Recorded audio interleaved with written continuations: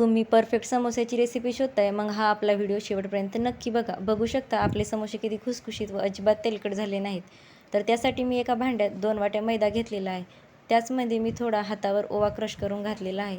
ओवा घातल्याच्या नंतर आपल्याला चवीनुसार मीठ घालायचं आहे.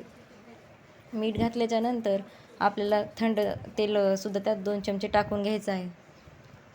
पिठाला छान एकजीव करून नंतर आपल्याला याची जोपर्यंत मूठ बनत नाही तोपर्यंत हातावर चोळून घ्यायचं आहे. मूठ बनायला सुरुवात झाली की लगेचच थोडं थोडं पाणी टाकून याची घट्टसर आपल्याला कणिक मळून ठेवायची आहे. याला आपल्याला 10 मिनटं असं झाकून ठेवायचं आहे. नंतर आपल्याला चटणी टाकण्यासाठी मसाला तयार करून घ्यायचा आहे. मसाल्यामध्ये मी 1 चमचा धने आणि 1 चमचा शोप भाजून घेतलेली आहे.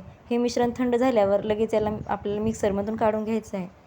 बघू शकता अशी जाडसर भरड आपल्याला करून घ्यायची आहे. नंतर आपल्याला थोडे उकडलेले बटाटेसुद्धा लागणार आहेत.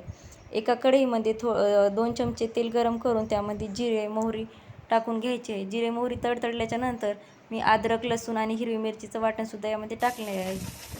हे वाटण छान भाजल्याच्या नंतर यामध्ये धने आणि शोपचंसुद्धा वाटण टाकायचं आहे.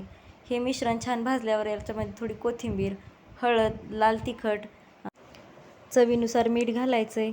नंतर मसाले छान भाजून घ्यायचे आहेत. मसाला करपू नये म्हणून त्यामध्ये थोडं पाणी घालायचं. मिश्रण पूर्ण एकजीव करून नंतर आपल्याला त्यामध्ये भिजवून घेतलेले वाटाणे घालायचे आहेत आणि हे छान भाजल्याच्या नंतर उकडून घेतलेले बटाटेसुद्धा टाकून घ्यायचे आहेत. आपल्याला हे मिश्रण छान एकजीव करून घ्यायचं आहे. सारणासाठी लागणारी चटणीसुद्धा बनवून तयार आहे. नंतर भिजवलेल्या पिठातली थोडी लाटी घेऊन आपल्याला याची मध्यम आकाराची पोळी लाटून घ्यायची आहे. बघू शकता या आकाराची मी पोळी लाटलेली आहे.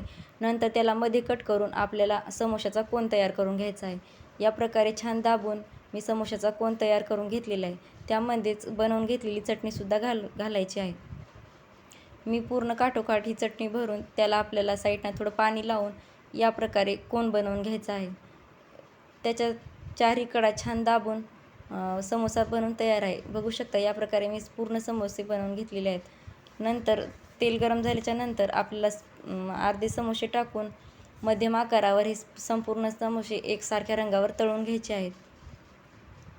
बघू शकता या प्रकारे पूर्ण समोसे बनवून तयार आहेत. आवाजावरून तुमच्या लक्षातच येईल आपले समोसे किती खुसखुशीत झाले आहेत. व्हिडिओ आवडला असेल तर चॅनलला लाईक, शेअर आणि सबस्क्राईब करा.